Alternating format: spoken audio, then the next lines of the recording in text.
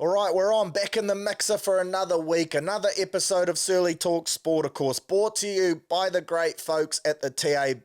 And once again, that Surly code, it's back and it's been being claimed like hotcakes. Remember, it's only for the first 100 podcast listeners who claim the code, so get in quick. There has been a bit of a switch this week. The code, she is now NRL50, and much like last week, it applies to your NRL finals games, either two of them. Place a bet on one of them, and the TAB will bet match you in bonus cash up to $50. So say, for example, you want to get on the Sharks-Cowboys game, get that bonus cash in nice and early. You can chuck on a same-game multi, a power play, a boosted option, anytime tries score at any of the markets that fall under that single game. Make sure you type in the code NRL50 before you do that, and then the TAB will match your bet in bonus cash up to $50. So happy punting there. Shout out to Better Bear as well, of course, official bear of the pod. We love their work. She's a grouse drop, only 87 cal, 0 carbs, great for the rig. So wrap your lips around a few Tin Allens this weekend. Shout out to friend of the show, Finn Allen.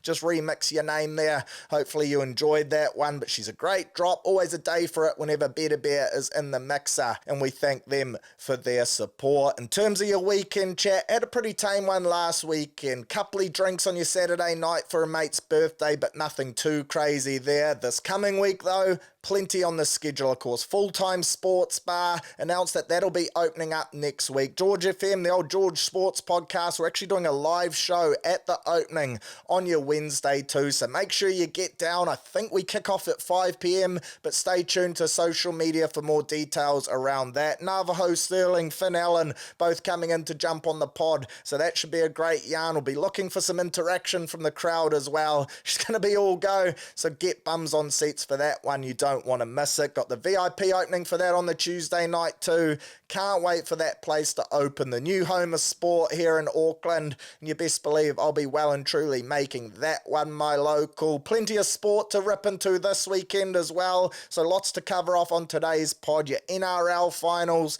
Bledisloe, we get the All Blacks back in action, NPC, that Ranfurly Shield, that was a heck of a battle as well. Weekly wrap, plenty to chew the fat on there, and then of course some punting and your Q&A. So without further ado, let's rip the band-aid off and kick things off. How bloody good.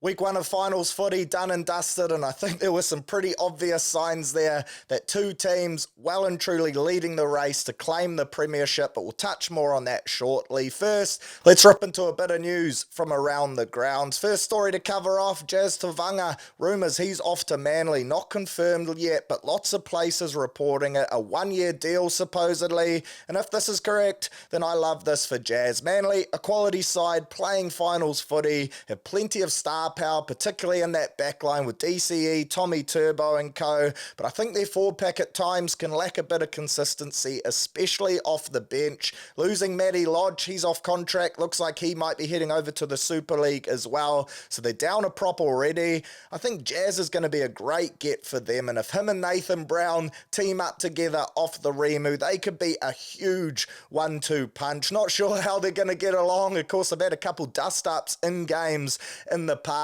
but one of those things I reckon where when you're teammates, you love each other, when you play against each other, you'll hate each other, and no doubt those two will get along like a house on fire. But if this is the case and all reports are true, congrats to Jazz. Manly, a bloody good place to live as well. Beautiful beaches and whatnot, so I'm sure he'll be pretty happy there. Still sad to see him go, but that one-year deal does leave me with some hope that maybe sometime in the future, the Ultimate Warrior could be back at Mount Smart. Tyrone Thompson reportedly he signed a deal with the Knights next year, reports of a 2-year gig as well, making the switch from Super Rugby to jump into the NRL. Of course, he's twin brothers with Leo Thompson as well, so effectively this is a double blow to us, I reckon. Tyrone, he wouldn't be signing there if Leo was going to be departing, so clearly the Knights, they've wrapped him up for a couple more years, and now Tyrone will be joining him. Keen to see how he goes in the NRL. He's a real ball of muscle, a stocky bull, build, as wide as he is tall. He's a strong ball runner. I reckon he'd go great in the middle. Trucking nut, got a good skill set as well, so perhaps he's an option there at 13, but a nice little pick up there for the Newcastle Knights. Another one that in the future I'd love to see us sign, the two Thompson brothers. If that's what it takes to get Leo here as well, then I reckon absolutely worth the coin. Oregon Kaufusi, another name which keeps floating up in trade rumour talks as well. Off contract, and I think he's got a player option for next year. He's decided to test the market. What's your thoughts on this one, Warriors fans? Of course, NZ born, still only 25 years old. Lots of chat. The Eels want to get him back. That is where he debuted, of course. But this year, he's been massive for the Sharks. Played in 24 games, averaged 85 metres, tackling at 95% in the middle. I reckon he could be a handy grab if he was willing to move across the ditch. Not that I think we desperately need a prop with James Fisher-Harris, Mitch Barnett, Dimitri, Tomiale, Zion, Marata, Jacko Ford. They can both do a job there as well. But if the price is right and Oregon is keen, for around that 500k mark, he could be a nice depth grab as well. Been playing big minutes in the middle, starting for the Sharkies, a quality football side. Of course, they're picking up AFB, so it would only be right that they send a body our way too. Something to monitor. I'm not sure if we've even inquired, and it does look like Parramatta are your odds-on favourites, but definitely a player to keep an eye on in the future. Next up, the new Kiwis jersey, of course, launched earlier in the week, and man, is that a real masterpiece. A 2002 jersey throwback dynasty. They've nailed it yet again. They picked the perfect models as well. James Fisher-Harris, Dillbags, and Moses Leota all look sharp in the new kit. Can't wait for the Pacific Championship. Lucky enough to be heading down to the Christchurch game against the Roos to kick us off, and then also going to be at the game at Mount Smart against Tonga. International footy looks like it's going to go through a massive growth phase over the next couple of years. The Kiwis, they're stacked too. Gone are the days where the Aussies had all the superstars. Now we've got some of the biggest names in the game. Your Jerome Hughes, Fisher-Harris, Joseph Tapine. These games are going to be unreal. Of course, Stacey Jones, his first campaign at the helm as well. Actually spoke to him earlier today for the George Sports podcast, which drops on Friday, so be sure to tune into that. But loving this new kit and can't wait to see the lads ripping while wearing it. And then their final piece of news, just wanted to shout out quickly to Trey Fuller. Gutted for the bloke. It appears he did his ACL in a Queensland Cup game, playing for the Dolphins reserve grade side. Going to be out for at least 9 months, and that is brutal for him after a breakout season, particularly in the back end. Won the starting fullback jersey for finals time. They moved the hammer to centre, and I thought that was going to be the play they rolled out next year, which would have seen him get regular football at the first grade level, which is where he deserves to be. He's got that real star potential about him. A massive blow. Gutted for the bloke, and hopefully he can bounce back, make a full speedy recovery, and we do see him towards the back end of next season. But on to last week's games. Like I touched on before, I think the Panthers and the Storm really put their hands up to show they're a class above these other teams at the moment, and should a final between those two really does look likely. There'll be some massive matchups across the park, none bigger than Jerome Hughes up against Nathan Cleary.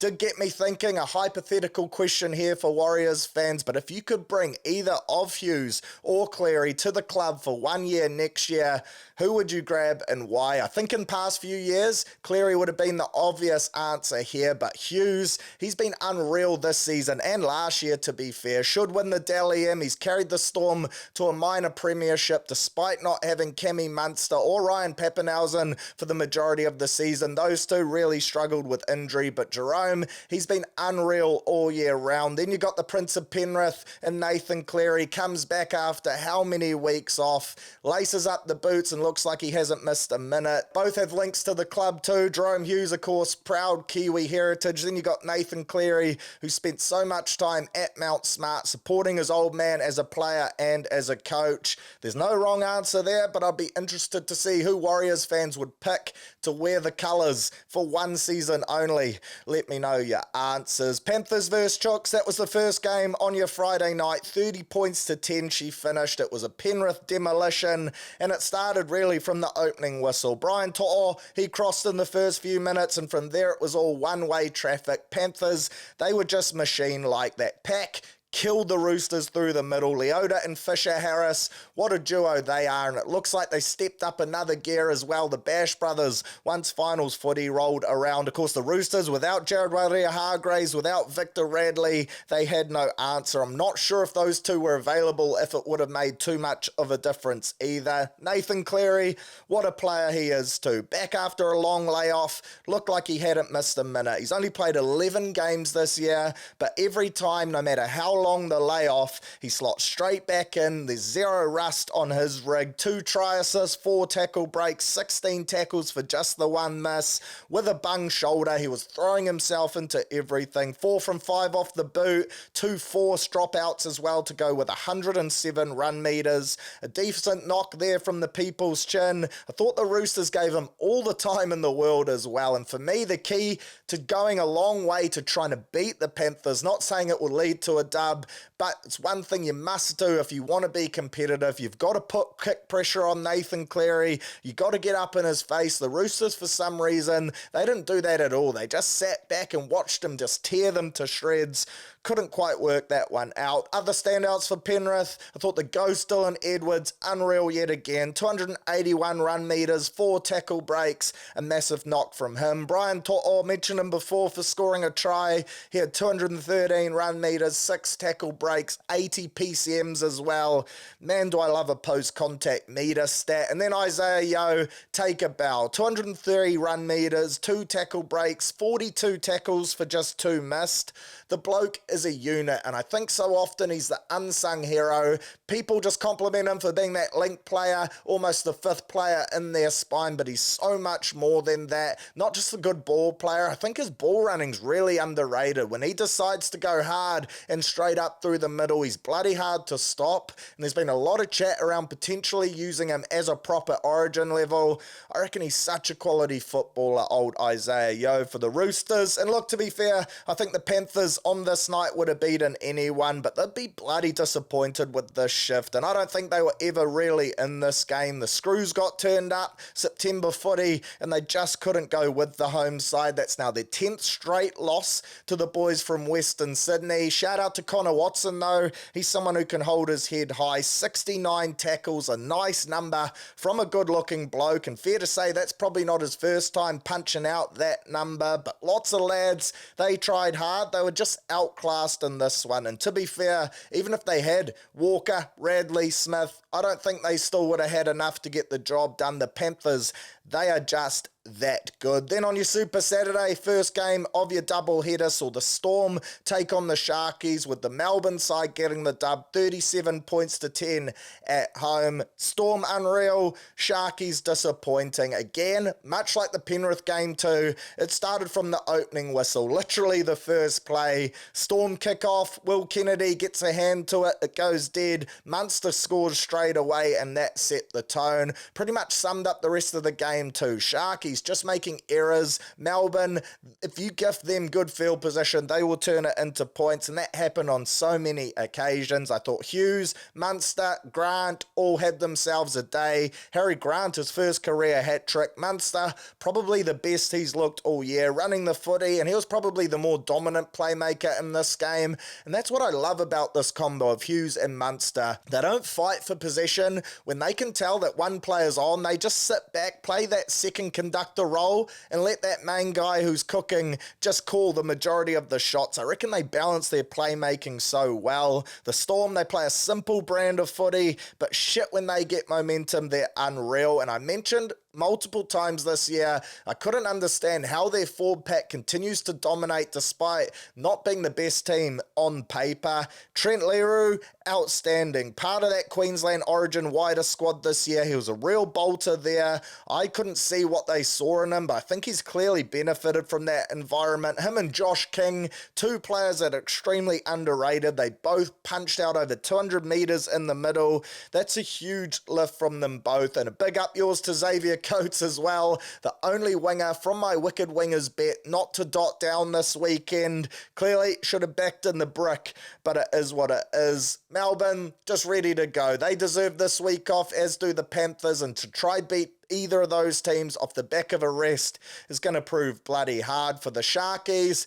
Man, where do you go to from here? That's now 7 straight finals games they have lost. Lots of people talking about potentially moving Nico Hines to fullback, going with Trindle and Atkinson in the halves, freeing Nico up a little bit. Of course, fullback, that's the position he played for the majority of his career. He's only recently converted into a 7, and I reckon this would be a great move. I just don't think they've got enough time to do it. Already this week, back into do-or-die football, a huge change like that would take some time.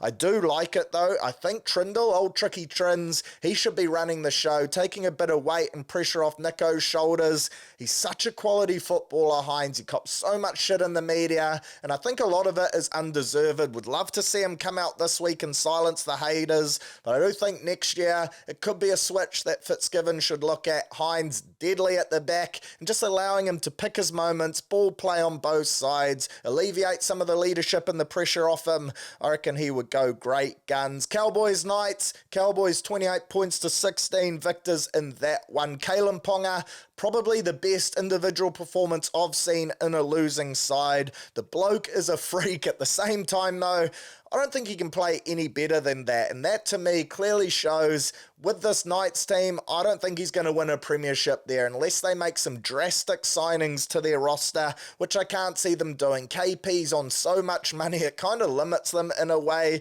So in a way, he's a blessing and a curse for this club, and I wouldn't be surprised if he departs at the end of, I think 2027 is when he's signed to. Lots of people throwing up that the Roosters would be pretty smart to go after him, and I reckon he would suit those colours for sure. But what a footballer he is, elite playmaker, clearly in his best form yet again.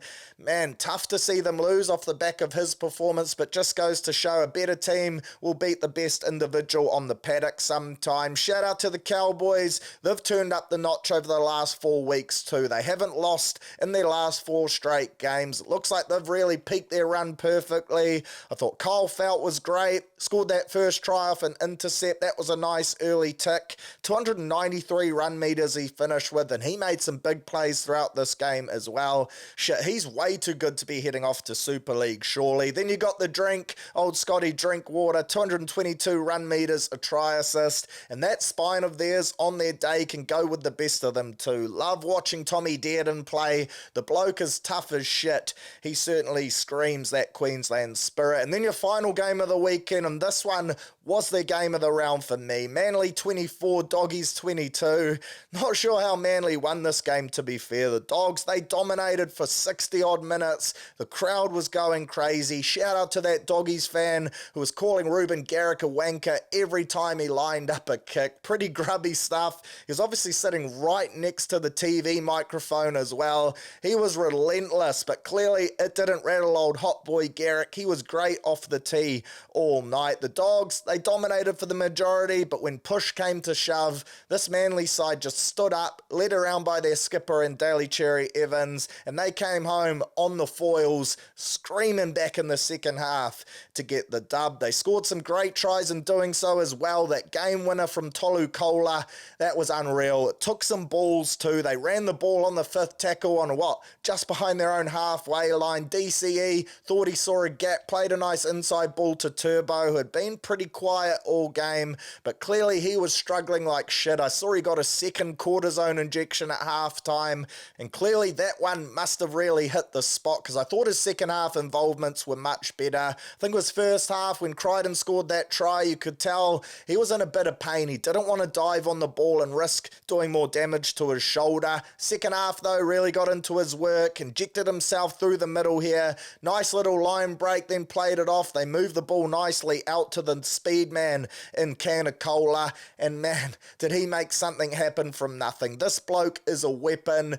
Bet a couple Bulldogs defenders to dot down and steal the victory, and it was interesting to hear, I think it was Matty John saying post, that back in the 70s, that actually wouldn't have been given a try. Apparently, you had to be in full kit in order for a try to be awarded, which included being both boots on your feet. Of course, Tolu Kola, he scored this one with just the one boot on.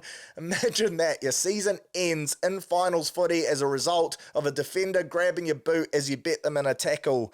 That would be crazy scenes. I thought that DCE try off the scrum was a thing of beauty. Clearly that was a set play, and I'd love to see more teams run plays like this off scrum. Surely throughout the week you can come up with 2 or 3 deadly strike moves. The fact you can pick where your scrum is, you can move it to the middle of the field, it makes it so bloody hard to defend. You can come up with a split attack. That decoy line that Kohler ran just set it up beautifully for DCE, back ball, and through he went. I reckon teams should look at that in the off-season because, man, if you nail it, it's basically impossible to defend. There was a bit of controversy around that Bullymore try right before halftime, and shit did that prove crucial, because if they hadn't scored there, you'd have to think momentum with the Dogs and they probably go on to win. I personally don't have a problem with it, and I more wanted to shout out to Lehigh Hopewadi as well. A real tough day at the office for the kid, but he didn't stop trying. Viliami Kikau, he was smashing him at every chance. Kicks,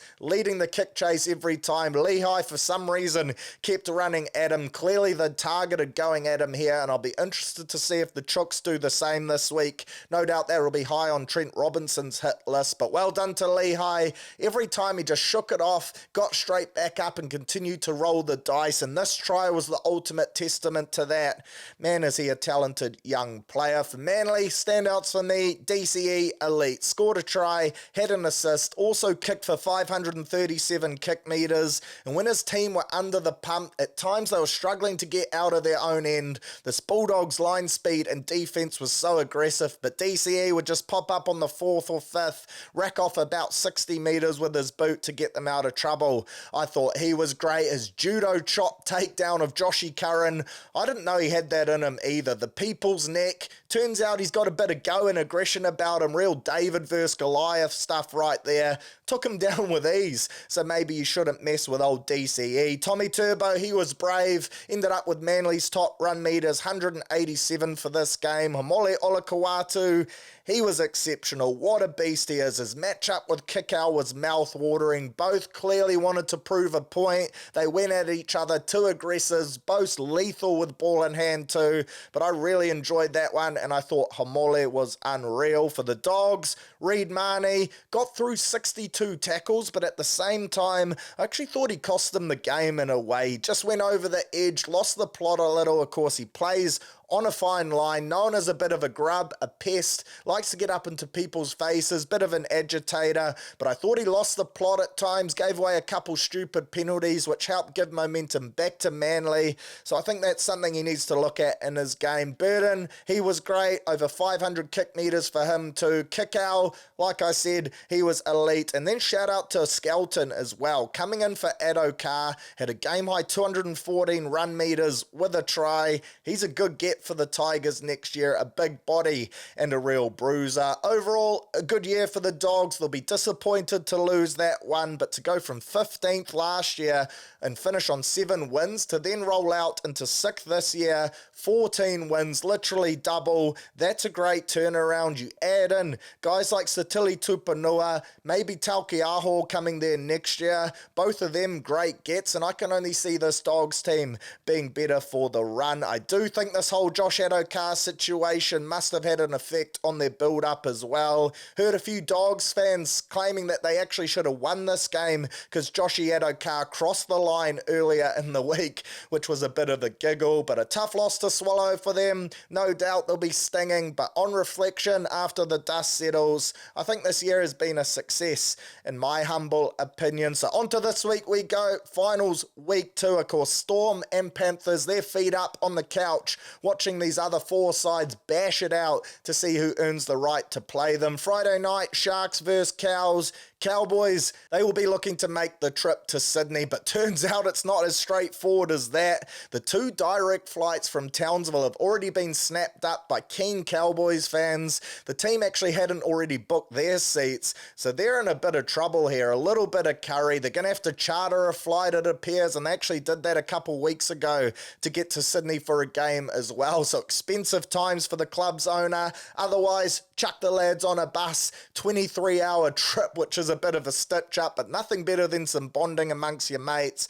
But surely they get there. Imagine if they had to withdraw, the Sharks go through by default because the old airlines couldn't put on enough seats, and in the end it would be to the detriment. Their fans would have cost them a final spot, which would be bloody ironic, and that would be peak rugby league. But Todd Payton, he's had the luxury of naming the same 17 for this weekend. Then you've got the home side in the Sharkies. Jesse Ramian, he's been listed amongst the reserves. He looks to make his way back, and that would be a great in for them. Apart from that, it's the same side named as well. Earlier in the year, when these two sides clash, they've actually come across each other twice. They've split them one apiece. The Sharks historically have the wood on them. They've won 11 of their last 13 against the Cows, but something tells me the Sharks, they're really low in confidence at the moment. I think that finals hoodoo will be weighing heavily on their shoulders, and I like the Cows to go down to Shark Park and tip them over. They've won their last 4 games, and they look to be in a mood at the moment. They've sorted their shit defensively, which has always been their biggest knock on them. And if Drinkwater, Dearden, Clifford the big red dog, if they show up in a mood, Reuben Cotter, the mulleted menace and co, if they look to take on the Sharky side and lay the platform in the middle as well, I think the Cows might have too many points for them and they could tip them up. I actually like the double upset in these games. More on that shortly in the old punting section. Then Super Saturday, game of the week for me. This is the one I can't wait for. The Battle of the Birds, the Chooks versus the Gulls, Roosters up against Manly. She's the Battle of the Beaches as well, whatever phrase you want to run with. I think this one is going to be huge. They reckon it's going to be a sellout, which is a massive crowd to pack out Allianz Stadium. Atmosphere should be electric. A huge day of sport in Sydney on your Saturday as well. You got the AFL, the Bledisloe, and then this all on the same day, so no doubt people will be out in big numbers. Much like the Cows vs Sharks, these two teams, they split their matchups throughout the year. Back in round 2, Manly got the goods at home, 21-14. Then more recently, the Roosters in round 21, they returned serve, 34 points to 30 in an 11-try thriller. So hopefully we see more of that for the Roosters. Massive in for them. JWH, old Jared Waerea-Hargreaves, or as Blocker likes to call him, JWH. He is back from suspension and a huge boost for the Roosters. Radley, he's also named on an extended bench. If they can get those two back, shit, does that add some real firepower in the middle. Old Nat Butcher, no relation to the Mad Butcher, he goes back to the bench where he'll be joined by Suia Wong, Spencer Leniu and Terrell May.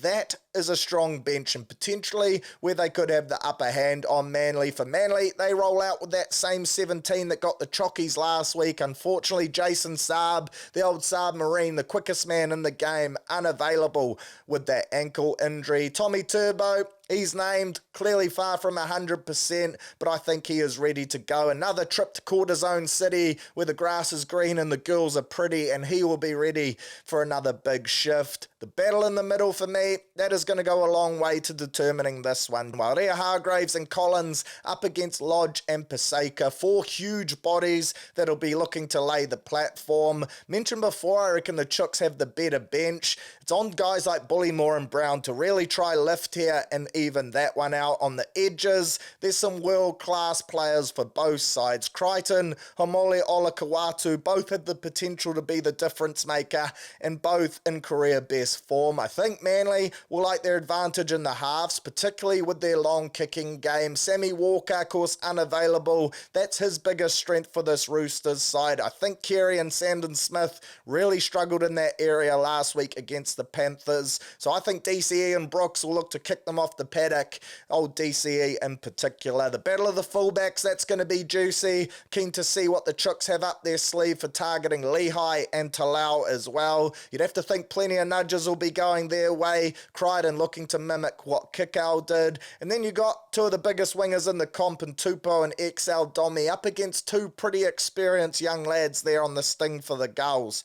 So maybe Robinson will be getting out his whiteboard and trying to cook up a master plan to expose those two. I think I want Manly in this one. Never been a big Roosters fan, and I think with their players unavailable, they are ripe for the plucking. So I'm going to go Cows into Gulls. get that into you. Really keen to see how the semi-final round plays out, and while I think both winners from these games are literally lambs to the slaughter and they'll get done next week, I still think it should make for two great matchups. Get up the underdogs. I think that would add some real fizz to your finals footy. Jumping across to the Rugby Union, and after a week off of their own, the boys in black, Razors lads, ready to lace up and right some wrongs from the South African tour and hopefully rip into our old foes, the Wallabies, who of course have really battled against us in recent times, and fingers crossed we can go over to Sydney afternoon footy and get the job done. Love pumping the Wallabies. We've won the last 7 straight against them, and for me it's way less of a scary task than taking on the Box over there, so I think our boys will have a lot of confidence heading into this one. Despite having lost 3 of our last 4 games, the fact we dominate these players so regularly in Super Rugby, surely that fills the boys with fizz to go out there and 13 plus these losers. In terms of what I want to see, of course, team not named at time of recording. Thursday morning, 9 a.m. is when I think it is being named. The biggest selection decisions for me come around the flankers, our midfield, the back 3, and your bench. I think the front row and locks, fairly self-explanatory. A lot of people saying, does Patrick Tuipulotu come straight back in for Tupou Vai? But I think Tupou has showed over the last few weeks, he really manned up against South Africa. He was physical, he was great at set piece time, so I'd keep him in that 5 jersey for sure. I would chuck Paddy T on the bench alongside Sam Derry potentially, just to bring us a bit of experience and physicality off the Rimu as well. For your loose forwards, for me, the dynamic in particular is really interesting, and if you gave me the option of selecting it, personally, I'd probably go with Blackadder at 6, Ardie Savea at 7, I still reckon that's his best position, and then Wallace Satiti at 8. I don't think they will be doing that at all. I think they might go Blackadder, Kane at 7, of course 2 games off his 100th.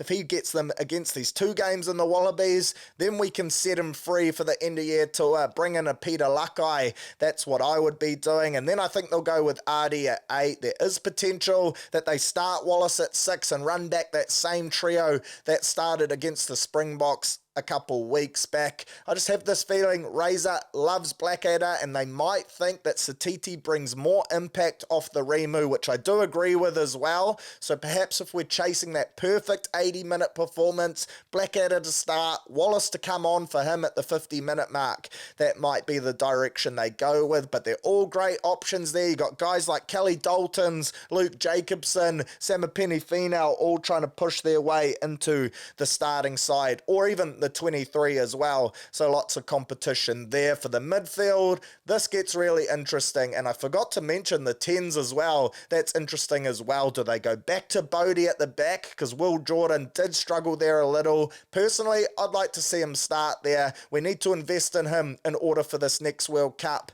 because he will be our guy there. So do they go with Bodie or D-Mac? I don't really mind which either way they go. I think I'd still prefer D-Mac, just because he's more likely to be around come World Cup time. I do think Mwanga will be back by then as well, but I really do think we need to target the game's biggest trophy and make that our number 1 priority over these next 4 years.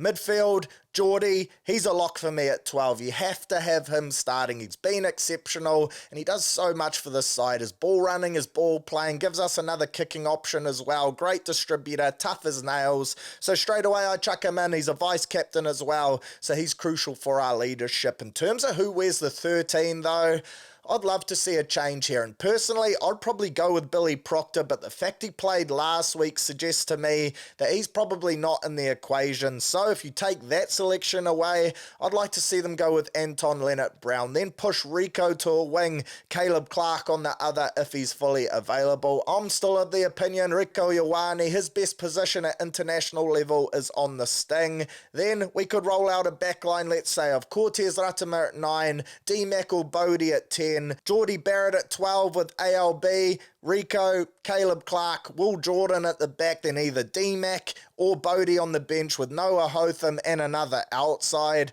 I reckon that stack, that could potentially be a team that scores a lot of points and really razzes it up as well. So I'm keen to see how they go with those selection points in particular. In terms of things I want to see this weekend, clearly I think we can do the Wallabies and we can win convincingly over there. They're coming off a record loss to Argentina. Their heads will be down. At the same time though, if there's one coach who knows how to pick apart this All Black side, it's Joe Schmidt. He did it for Ireland, then he was involved in our system for 2 years, and a lot of people laid down our turnaround and gave him full credit to old Schmitty. So he'll be up for this one. He'll know what makes the All Blacks tick and where to try and expose them.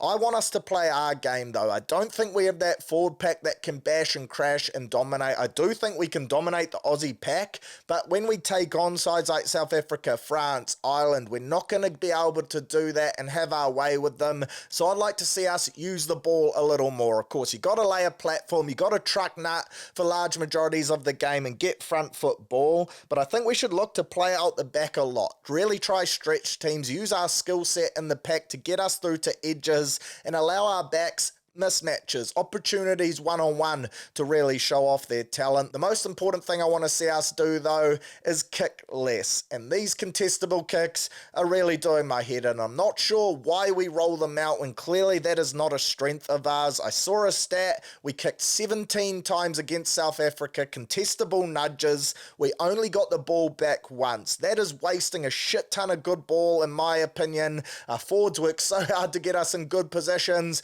then we just toss her up in the air. Lots of people say it's a 50-50, but when you're only getting 1 out of 17 of them, it's way less than that. We have great attacking players. Let's use them. Let's play through the Wallabies and around them and really show teams what we've got. Surely that has been a focus for this coaching staff over the last couple of weeks, and now Razor, a few more weeks at the helm. I want to see him implement his game plan. Show us what it's going to look like over the next 4 years. I still back this side to be elite. Of course, we went over to South Africa. We lost both games, but they're the best side in the world at home. It's not an easy task, and we were winning both contests with 15, 20 minutes to go, which is pretty unreal in my opinion. As All Blacks fans, though, we expect our team to ice those, so an 80-minute performance, pound the Wallabies, and I think everyone will well and truly be back on track. Looking forward to tomorrow morning, or by the time you're listening to this morning, when the All Blacks name their team.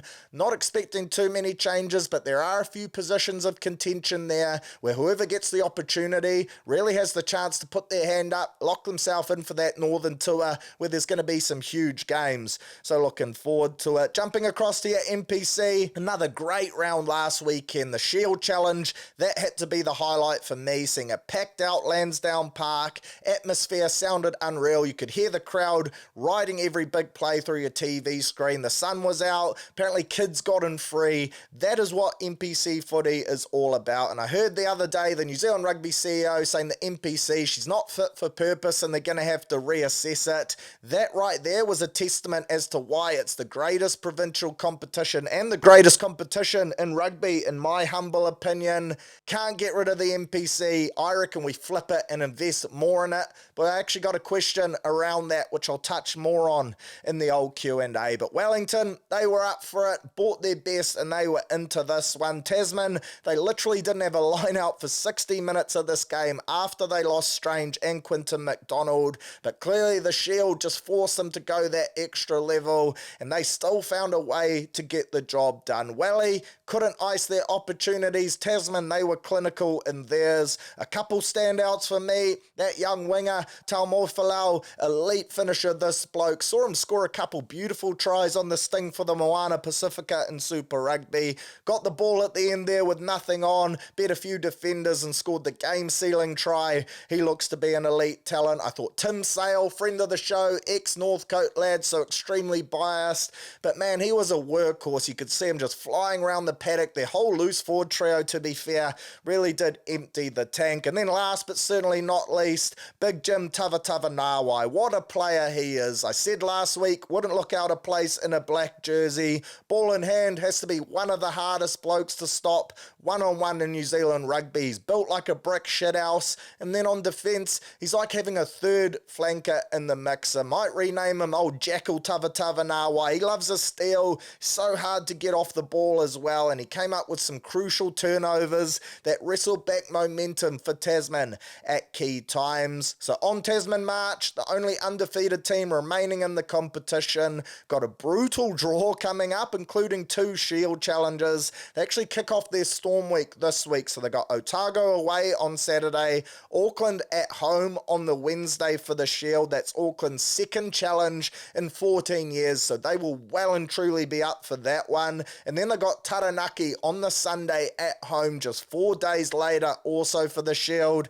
It's a real Daryl Tuffy of a finish there, but no doubt they'll be up for it. Locking up the Shield for the summer, that will be the number one priority for the lads from Nelson Harbour. Good win for them over the poor old Turbo, still winless, but geez, did the Heat look good. Shooter mic'd up, really love that as well. This is the content that rugby needs, a great insight into the type of player and leader he is. A lot of people don't realise just how much talking he does on the field, and I'm keen to see what players they mic up in the future as well. Apparently, they're trying to get one for every Super Rugby game next year. Love this content, and it's great for young players as well to sit back and just hear what it takes, the type of player you need to be in order to succeed at the highest level. Shout out to Tane Edmed as well. Old Tane, 33 points in this game, including 3 tries. He's having an unreal season over here. Re-signed with the Tars recently, and I know Joe Schmidt has inquired about potentially bringing him into the Wallabies side a couple times when they've had injuries as well. So maybe he's got bigger plans on his horizon, but I wouldn't mind seeing him come back next year if he's available.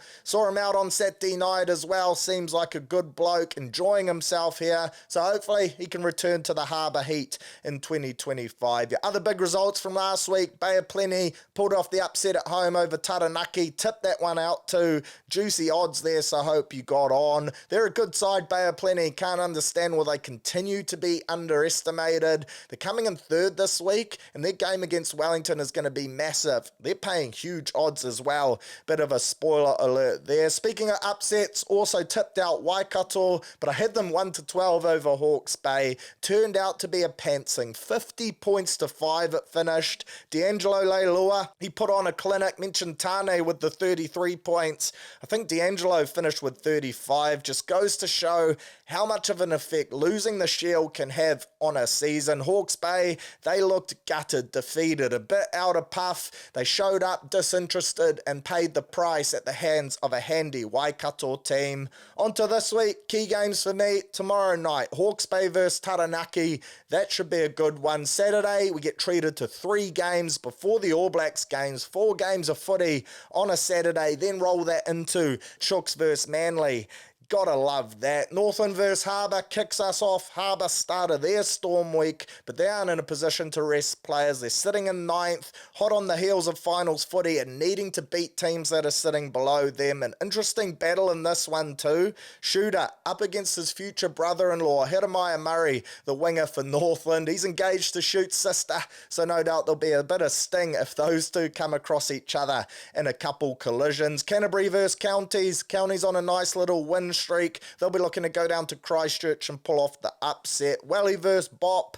Great game this. Wellington, they'll be hurting after that loss last week. Bay of Plenty, full of confidence. Second versus third. Must-watch stuff and a great entree for the old Bledisloe. Sunday, Waikato Tasman. Great game that. Interested to see how Tasman play this one with their Storm Week kicking off next week. Auckland versus Southland. Have to think Auckland too good there. Would love to see Southland come up to the Garden of Eden though and pull off the upset. Still salty at Auckland beating Harbour in the old Battle of the bridge. And then Turbos versus Otago to round us out. Think Otago will be too good there. So get up the NPC. Man, do I love this competition. Only 2 more rounds to go. Shit, has it gone fast. Be sad to see it all come to an end. But get around your side. Get out. Support your team. Head along to the stadium. Watch it live if you can. And let's show New Zealand Rugby we love our Bunnings Far Cup, our NPC, and up the mighty Harbour Heat.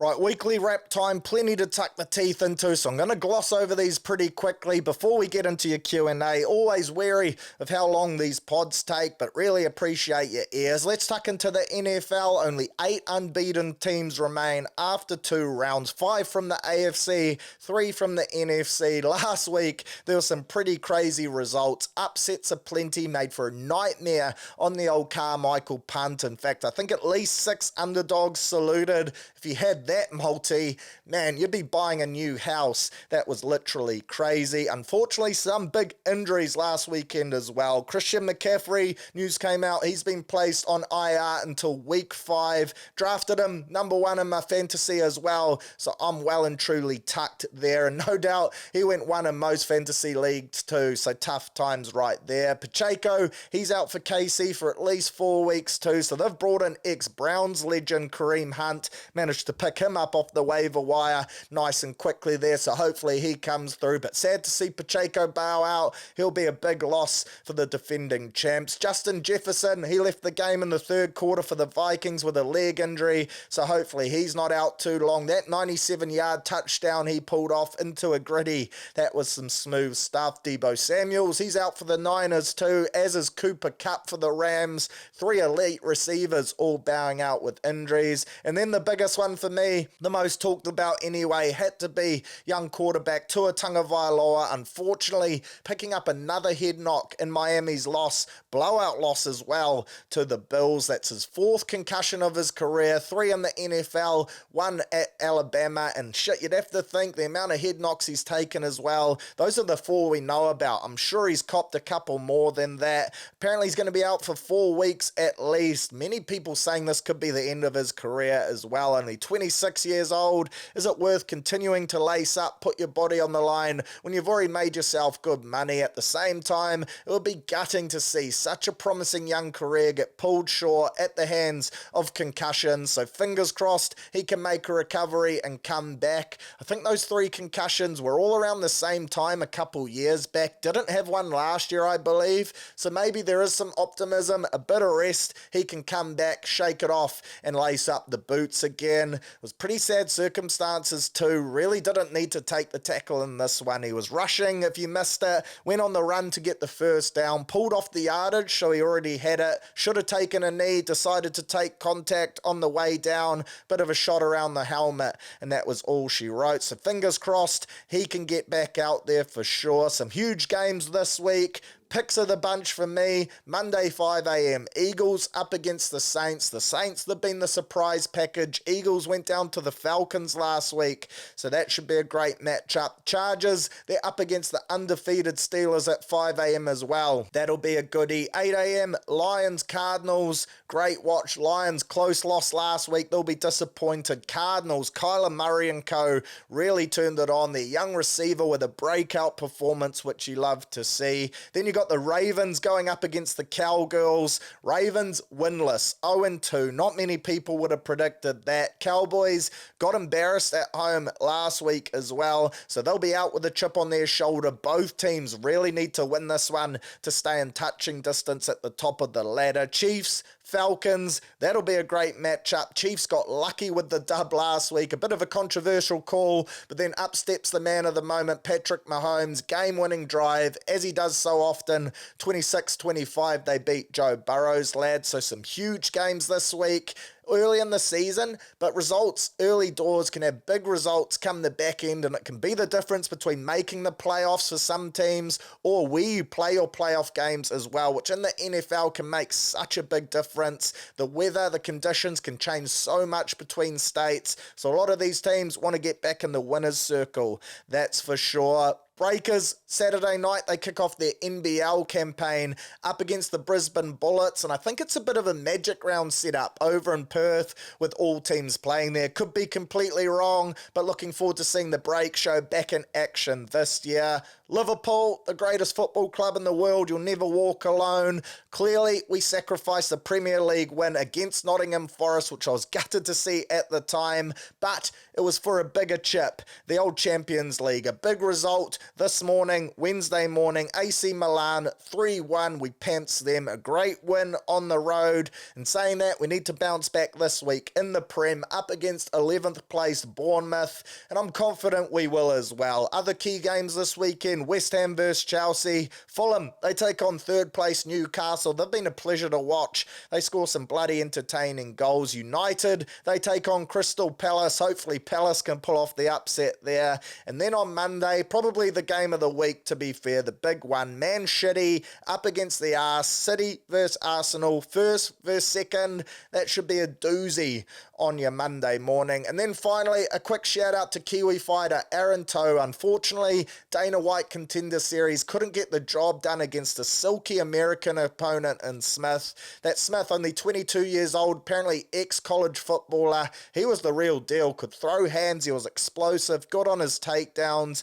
Aaron Toe really did show though how hearty he is, the ultimate warrior. At one stage there, I was almost certain he was going to tap, and 99% of fighters would have done that, but he's tough as shit, refused to give in, representing his Māori heritage, loud and proud on the world stage, didn't tap, made for an epic third round as well. Smith clearly fatigued and toes him up, just started laying into him lefts and rights. I thought he was going to get the knockout dub. It was an epic fight, had Dana White on his feet at the end of the hooter. Unfortunately though, didn't go his way. Smith got the win and a UFC contract. I thought Dana might have given it to them both because, man, do they deserve it. And hopefully this isn't the end, more just the start for Aaron Toe, and he gets another opportunity to fight his way back into the UFC. He was on an 11-biff win streak heading into this one. Dan Hooker, Eugene Behrman, all in his corner. And speaking to guys like Kai, they're 100% sure that he is the next big thing. So hopefully he can get back into the octagon and prove his point to get signed to the UFC in the months to come. Still a hearty shift despite the L. So Aaron Toe, we salute you there, horse. Rightio, let's have a punt, and remember, if you are having a flutter on your NRL action this weekend, there is that bet match promo available through the TAB. Just chuck in the code NRL50, place a bet on either of your two finals games. The TAB will match you up to $50 in bonus cash. Remember, exclusive to Surly Talk Sports listeners and the first 100 people who claim the code. So don't be shy to send it round to your mates, but make sure you claim her first to avoid missing out, because people have been, that's for sure. In terms of tomorrow night's game, Sharkies taking on the Cows. Sharks, $1.60 favourites, the Cows $2.35. The Sharks have won 11 of their past 13 games against the Cowboys. However, the Cowboys have won 3 of their last 4 finals games against the Sharks, and the Sharkies have won their last 7 straight finals games now. So fair to say, they'll have itchy bum time. They'll be nervous of shitting the bed, and I reckon that could come back to bite them. In terms of your try scorers, Sharks winger Ronaldo Mulatalo, he scored 10 tries in his last 11 games against the Cows and 7 tries in his last 5 NRL games. Didn't score last week, so he's due $1.70 for him anytime, $3.50 for him first, second or third try scorer as well. Britton Nikora, he scored 3 tries in his last 2 games. I love jumping on a Kiwi player when I'm not rooting for either team. $2.45 for him anytime is some pretty good jam. Then jumping across to the Cows, you got Kyle Felt, the Felt tip.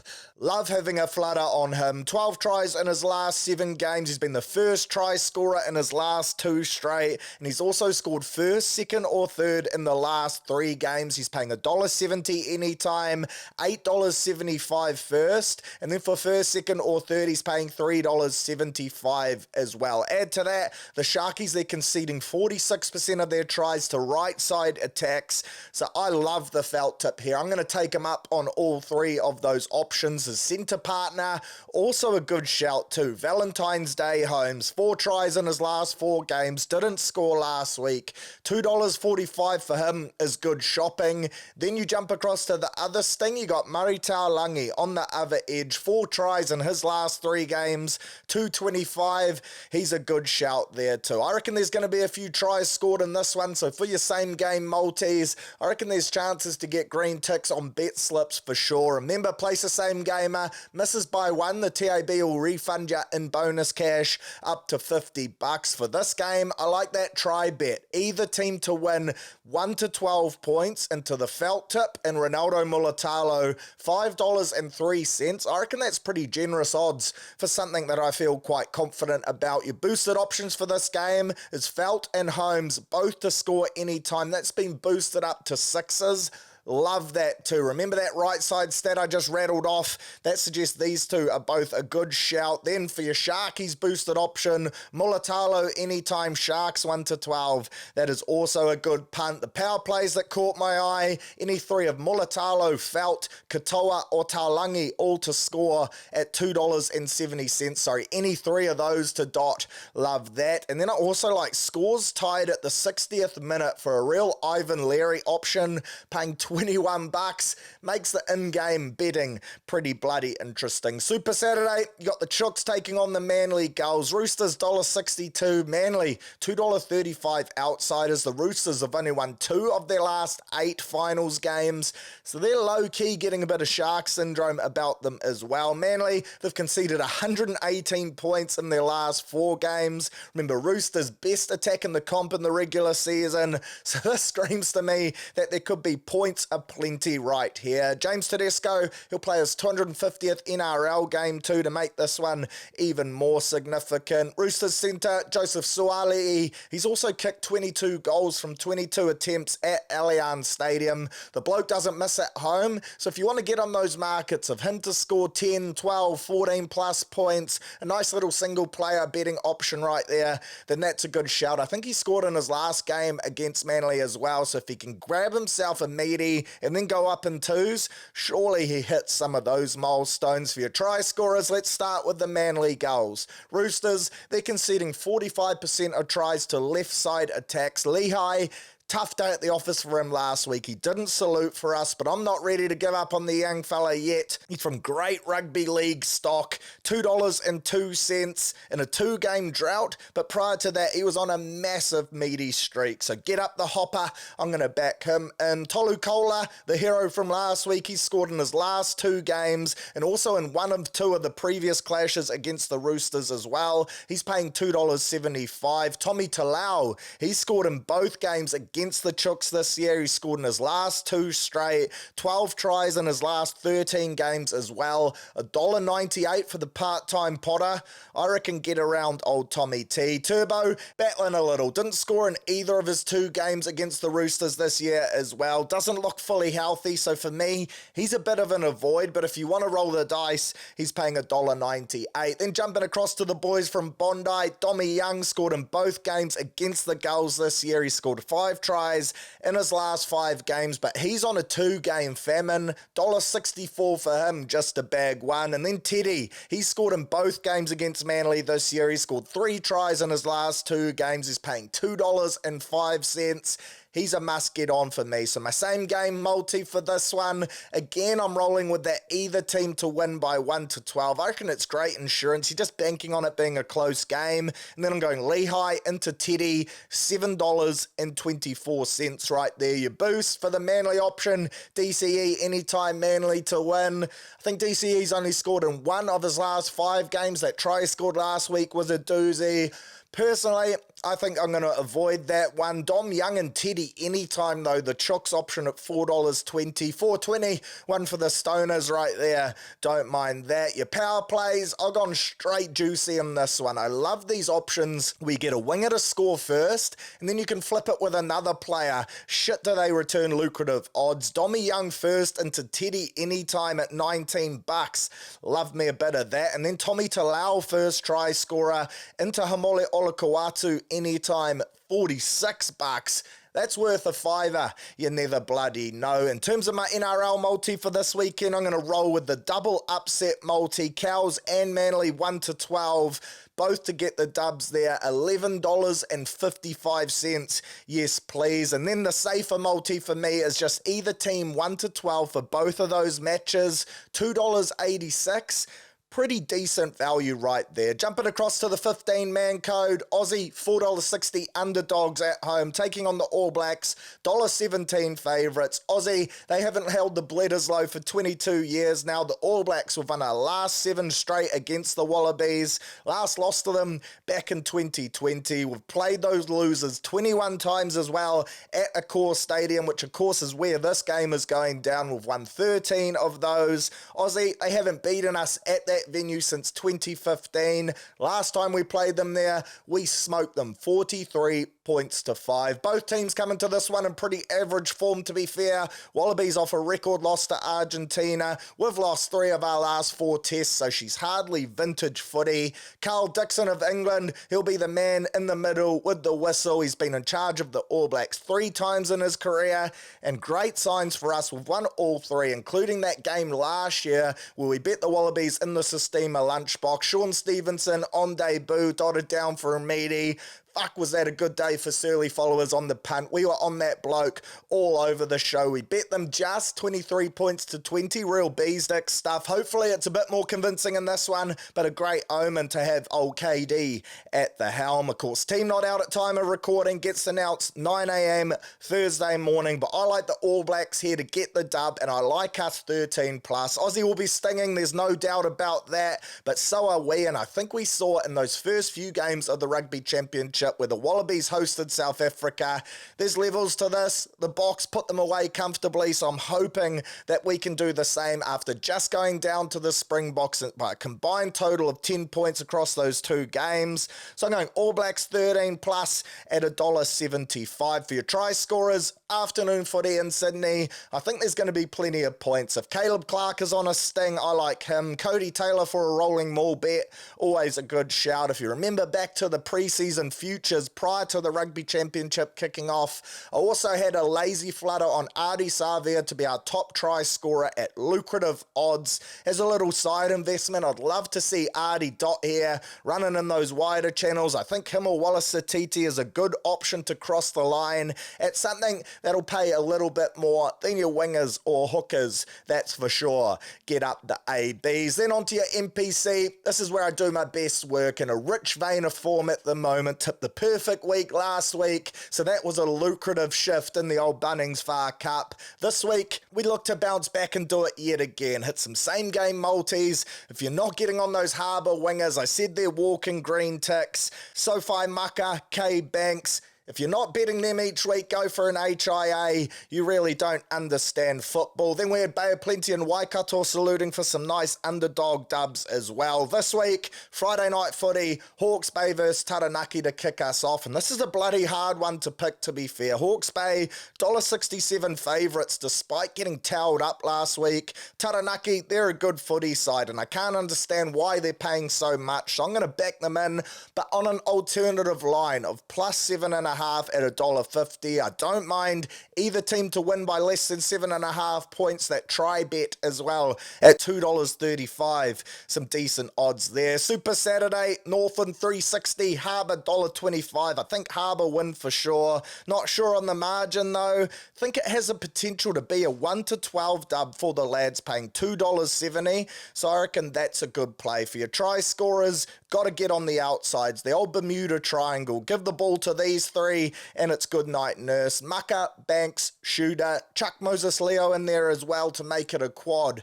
That's some deadly shit. Then Canterbury counties. I like Canterbury there in a close one. Wellington, Bay of Plenty. I'm shocked Welly are $1.30 favourites here. Bay of Plenty paying $3.40. That's crazy money. The line as well, 9.5 points. So I'm going to jump on that, plus 9.5 in favour of Bop. Thank you very much. Waikato versus Tasman. Tasman are ahead of Storm Week, not too sure what they're going to do with their lineup. Those Shield challenges, that'll be their main priority. Then you've got Waikato at home, $2.45 underdogs. I like Waikato on a plus 10.5 alternative line for a $1.45 return. Another one to chuck on your multi. She's hardly lucrative, but it's a great little tick as you form yourself some legs. So for my NPC multi this week, Bay of Plenty plus 9.5, Harbour, Taranaki plus 7.5, and Canterbury $3.76. If that misses by one, you'll get your money back as a bonus bet as well under that old oval ball mega multi buster. Then for your NFL, we're going to toss the pigskin, and I've picked out the 4 results that I like the most, the 4 clashes, and formed a little multi around that too. Hopefully these 4 are locks, although after last week's results, nothing's a Craig Fitzgibbon in the old NFL. I'm going the Bills to beat the Jags, Bengals to beat the Commanders, Tampa to beat the Broncos, and the Browns, the mighty Browns, to beat the Giants. It's paying $3.50. Again, if it misses by one, you'll get your money back. They're bloody generous blokes there at the TAB. For your bet of the week, hit on 19 of 26 of these now. Ran a multi last week, actually run it for back-to-back weeks. Last week I had Panthers into the Storm, and that was a tick. This week, All Blacks 13 plus, $1.75. Get up the lads. Hopefully she's a cricket score over there in Sydney. The boys turn it on. Get the New Zealand public back on side. Huge dub before we come back to Wally and look to break the curse of the cake tin next week. How bloody good.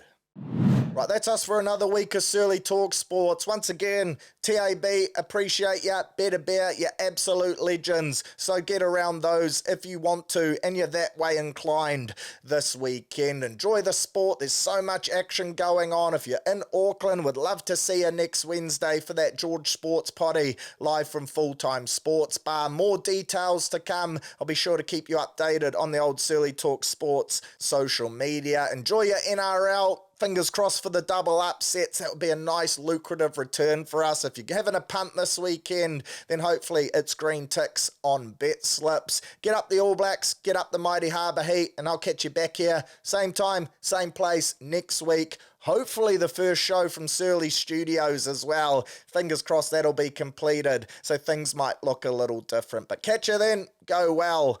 Big Fizz.